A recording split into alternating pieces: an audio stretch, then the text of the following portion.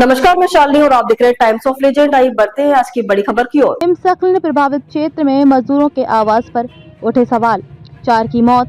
पहले भी आ चुके हैं बर्फीले तूफान, सुरक्षा को लेकर चिंता। माड़ा गांव से करीब 3 किलोमीटर आगे माड़ा पास में शुक्रवार सुबह 6 बजे हिमस्खलन हुआ, जिसमें 55 मजदूर फंस गए।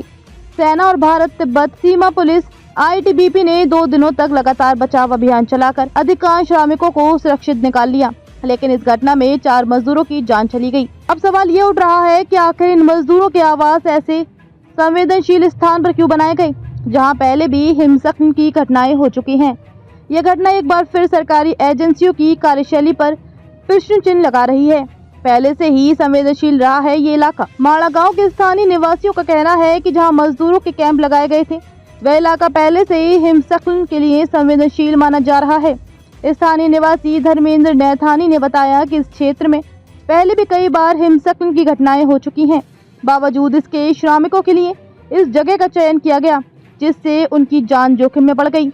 विशेषज्ञों का कहना है कि ये इलाका प्राकृतिक रूप से अस्थिर है और यहाँ बार बार हिमस्खलन की घटनाएं होती हैं। भूवैज्ञानिक डॉक्टर SP सती के अनुसार बद्रीनाथ घाटी और अलकनंदा क्षेत्र हिमस्खलन के लिए कुख्यात है। इस इलाके की पहाड़ियों की चोटियों पर सैकड़ों साल पहले छोटे मोटे ग्लेशियर हुआ करते थे, जो अब पिघलने के बाद गहरे गड्ढों में बदल गए हैं। जब नई बर्फ इन गड्ढों में जमा होती है तो उसका भार बढ़ जाता है और अचानक नीचे गिरने से हिमस्खलन होता है। मजदूरों को संवेदनशील क्षेत्र में क्यों बसाया गया? इस घटना के बाद बॉर्डर रोड ऑर्गेनाइजेशन BRO की कार्यशैली पर गंभीर सवाल खड़े हो रहे हैं। BRO द्वारा दी गई ठेकेदारी में श्रमिकों के लिए एक ऐसी जगह का चयन किया गया जो प्राकृतिक आपदा के लिहाज से पहले से ही संवेदनशील थी। स्थानीय लोगों का आरोप है कि मजदूरों के कैंप पहाड़ी के ठीक नीचे लगाए गए थे, जिससे हिमस्खलन के दौरान बर्फ के भारी दबाव में आकर सभी मजदूर इसकी चपेट में आ गए।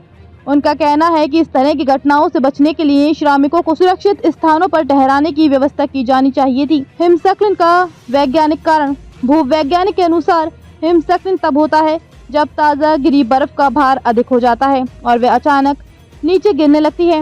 इस क्षेत्र में ऊंचाई पर स्थित ग्लेशियरों के पिघलने से बर्फ के ढेर इकट्ठे होते रहते हैं, जो अचानक खिसक कर तबाही मचा सकते हैं।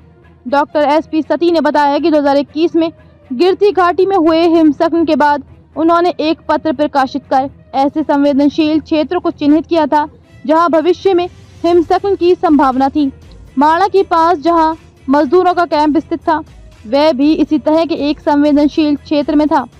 प्रशासन और BRO पर सवाल। इस हादसे के बाद स्थानीय प्रशासन और BRO पर सवाल उठ रहे हैं कि आखिरकार क्यों श्रमिकों को ऐसे क्षेत्र में बसाया गया जहां हिमस्खलन की आशंका पहले से ही थी। स्थानीय लोगों और विशेषज्ञों का कहना है कि इस तरह की घटनाओं को रोकने के लिए प्रशासन को पहले से अध्ययन कर उचित कदम उठाने चाहिए थे।